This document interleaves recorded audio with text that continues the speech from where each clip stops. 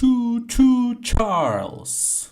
At the beginning of the game, a certain Eugene, who is obviously an old adventure friend of our silent protagonist, calls the hero with a curious request. According to him, there is something on the territory on the mining island that may interest us as a collector of rarities. Namely, a curious exhibit which can only be obtained by catching it.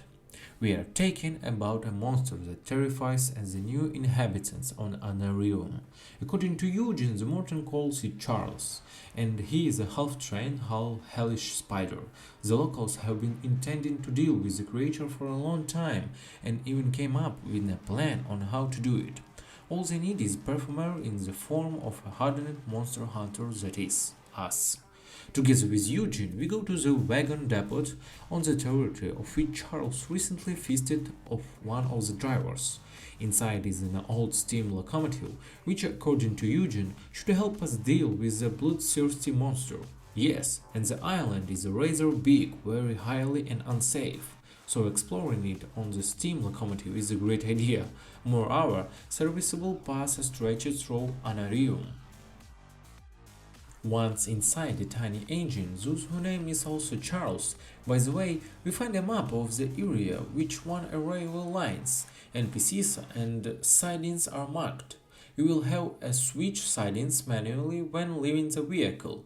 Getting out of the cab will be uncomfortable at first, but very soon you will understand that it's really dangerous. As soon as you and Eugene start testing the train, the same Charles will appear and set off of pursuit. The monster will hit the locomotive, causing Eugene to fly off the platform straight into the truck and be mortally wounded by Charles. Before his death, Eugene will instruct you to find his son at the same time to find the eggs of the spider. This fact is that having received a recent amount of damage, Charles retreats to the forest, where he restores his strength, but if you find yourself in Monster X, you can try to challenge him to a mortal duel.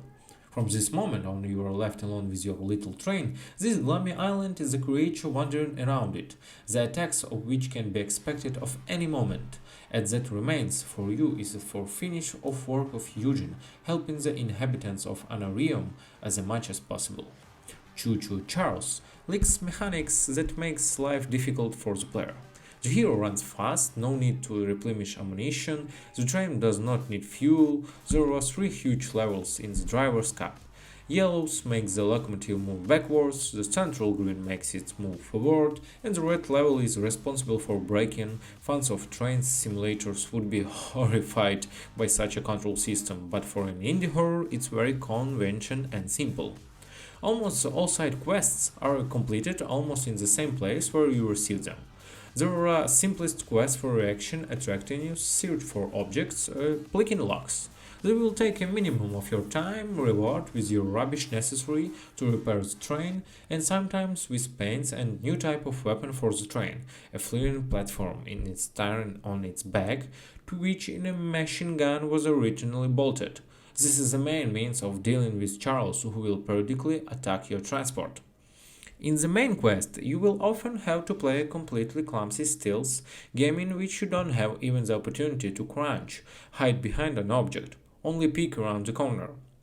Charles' masonry is protected by Warren's armored bandits, convinced the monster train must leave. The game is not scary at all. Even in the first encounter with the spider monster, it's unlikely scare you. You just shoot him to the initial machine gun. Often the appearance of Charles is predictable and happens extremely infrequent. You won't get the feeling that monster. If you like a complicated in their own and fascinating indie horror films, they are created not so much to scare you as a brighten up in the evening. You can try it, but keep in mind that the game is incredibly short, not replete with original mechanics, some unusual gameplay solutions, not scary at all, and too expensive for its level.